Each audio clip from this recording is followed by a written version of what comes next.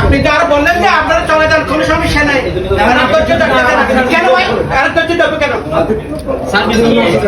এমনি আমি অনুরোধ করছি যে একটু ধৈর্য ধরে না, এই মেনটেন করতে হবে। টাকা দেখে বাজারের বিলকিস মার্কেটের ঠিক অপোজিট পাশে যে নবাবী কাচ্চি বাড়ি রয়েছে, আজকে ওইখানে মূলত ইফতার করতে গিয়েছিলাম। ওরা ওদের ক্লায়েন্টদের সাথে কিরকম ব্যবহার করে অ্যান্ড আমাদের সাথে কি হয়েছে জাস্ট একবার দেখেন আপনারা।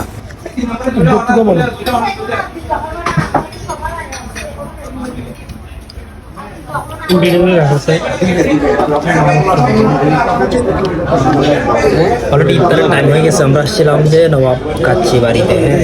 ওদের সার্ভিসের অবস্থা খুবই বাজে।